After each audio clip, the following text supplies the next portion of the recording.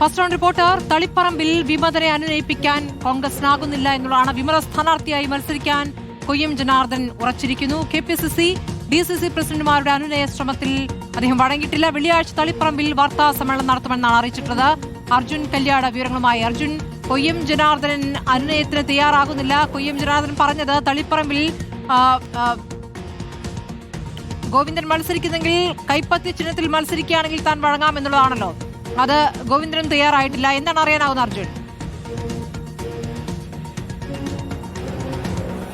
സ്മൃതി, തീർച്ചയായിട്ടും തളിപ്പറമ്പിലെ വിമത സ്ഥാനാർത്ഥിത്വം പ്രഖ്യാപിച്ചിട്ടുള്ള കൊയ്യം ജനാർദ്ദനൻ ഇപ്പോഴെന്തായാലും മത്സരത്തിൽ ഉറച്ചു നിൽക്കും എന്നുള്ളതാണ് അറിയിച്ചിരിക്കുന്നത്.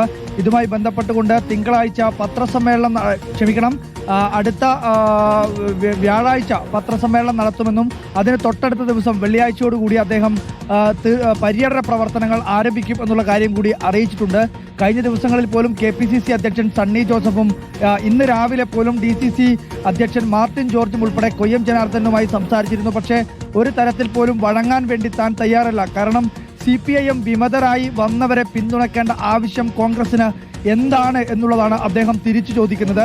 അദ്ദേഹം പറയുന്നത് താൻ ജനങ്ങളോട് ചില കാര്യങ്ങൾ മുന്നോട്ട് വെച്ചിട്ടുണ്ട്. ആ കാര്യങ്ങളൊന്നും തന്നെ കോൺഗ്രസ് നേതൃത്വമോ അല്ലെങ്കിൽ UDF നേതൃത്വമോ ഒരു തരത്തിലുമുള്ള ഒരു സംയമനത്തിലേക്ക് അല്ലെങ്കിൽ ഒരു അവരുടെ ആവശ്യം അംഗീകരിക്കുന്ന തരത്തിലേക്ക് വന്നിട്ടില്ല. അതുകൊണ്ട് തന്നെ ജനങ്ങൾക്ക് ഞാൻ നൽകിയിട്ടുള്ള വാക്കുകൾ പാലിക്കേണ്ടതുണ്ട്. അതുകൊണ്ട് സ്ഥാനാർത്ഥിത്വത്തിൽ നിന്നും പിൻവാങ്ങാനില്ല, പത്രിക പിൻവലിക്കുന്ന നടപടിയിലേക്ക് താൻ പോകില്ല എന്ന് ഉറപ്പിച്ച് തന്നെ കൊയ്യം ജനാർദ്ദനൻ വ്യക്തമാക്കുകയാണ്.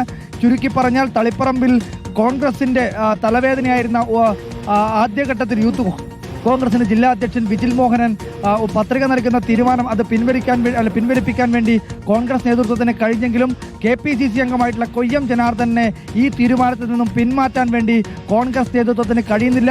നേതൃത്വ തലത്തിൽ തന്നെ ഉള്ള നേതാക്കൾ ഇടപെട്ടിട്ടും കൊയ്യൻ വഴങ്ങാൻ തയ്യാറായിട്ടില്ല എന്നുള്ളതാണ് മനസ്സിലാക്കുന്നത്.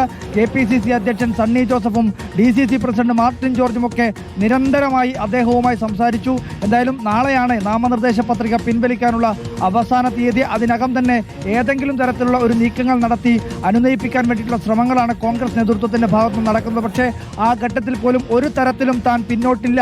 കാരണം TK ഗോവിന്ദനെ പിന്തുണക്കുകയാണെങ്കിൽ താൻ തീർച്ചയായും മത്സര രംഗത്തുണ്ടാകുമെന്ന് കൊയ്യം ജനാർദ്ദൻ ഉറപ്പിച്ച് വ്യക്തമാക്കുകയാണ്. എന്തായാലും കൊയ്യം പത്രിക പിൻവലിക്കില്ല എന്നുള്ള കാര്യമാണ് അറിയിച്ചിരിക്കുന്നത്. അർജുൻ കല്യാടാണ് തളിപ്പറമ്പിൽ നിന്നുള്ള വിമത സ്ഥാനാർത്ഥിയുടെ തീരുമാനത്തിന് വിശദാംശങ്ങൾ നൽകിയിരിക്കുന്നത്.